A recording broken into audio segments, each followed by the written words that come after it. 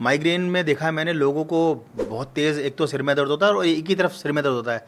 Left की तरफ होता है या राइट की तरफ होता है, किसी एक तरफ होता है सिर में दर्द। और उसके बाद उसका लेवल बढ़ता है और बढ़ता है। कई लोगों को तो उल्टी आने के बाद आराम आ जाता है, लेकिन कई लोगों को उल्टी आने के बाद भी आराम नहीं होता। तो ये माइग्रेन होता क्या है, इसके ये किन कारणों से होता है?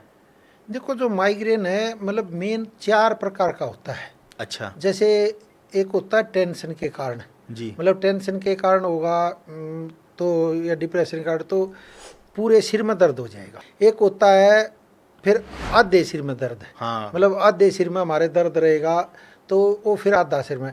एक होता है फिर मतलब साइनस वाइनस हो जाए तो उसके कारण, तो फिर वो आँखों के पास या इधर ने मतलब ये पूरे ये दोनों कनपटियाँ फड़फड़ाती हुई ही नजर आएंगी, यानी साइनस के कारण।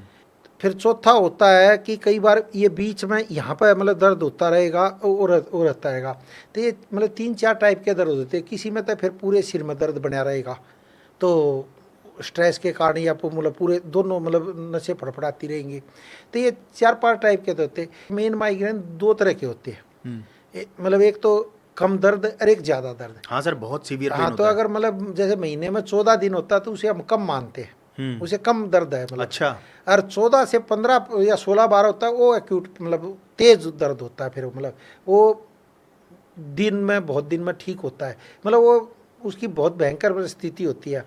और कईयों के मतलब पेशेंट को तो कई बार पता नहीं होता, जांच कराते तो आता नहीं है। हम्म। तो इसलिए कई बार जैसे गैस एसिडिटी जो आपने कहा उल्टी आने के बाद मतलब फिर ठीक हो जाता हाँ जी। है, हाँ। तो वो क्या होता है पेट की खराबी के कारण है, यानी मल पड़ा हुआ सड़ता रहता है। जब सड़ेगा तो उसमें गैस हाँ जी। बनेगी। हाँ बिल्कुल। गैस बनेगी तो क्या होगा, वो सिर की तरफ से मतलब सीधी चली जाएगी तो फिर सिर में दर्द हो जाएगा। अगर वही गैस हार्ट की तरफ आ जाती तो हार्ट का दर्द हो जाएगा। अगर कहीं लीवर की तरफ चली जाती तो लीवर तो डैमेज पेट हो में। जाएगा।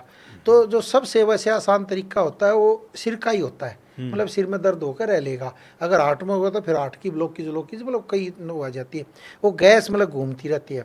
तो अब आयुर्वेद में कहते हैं वात पित्त कफ, मतलब वात के कारण दर्द होगा तो मतलब पूरे उसमें, क्योंकि व्यान वायु होती है, व्यान वायु सारे शरीर में विचरण करती है। तो व्यान वायु मतलब जो अपान वायु होती है वो तो गैस को नीचे की तरफ प्रेशर मार देती है, मतलब अपान वायु का कार्य होता है नीचे की तरफ। और अच्छा। व्यान वायु जो होती है वो वो सारे ऊपर की शरीर में तरफ। लेकर जाती है, नहीं, वायु को सारे शरीर में लेकर जाएगी। व्यान वायु जो होती है, अच्छा। जो 5 तरह की वायु होती है, अपान समान व्यान, तो वो अलग अलग होती है। तो व्यान वायु क्या सारे शरीर में लेकर जाती है, हाँ जी। तो गैस फिर ऊपर लेकर जाती है, सिर में दर्द होने लग जाएगा।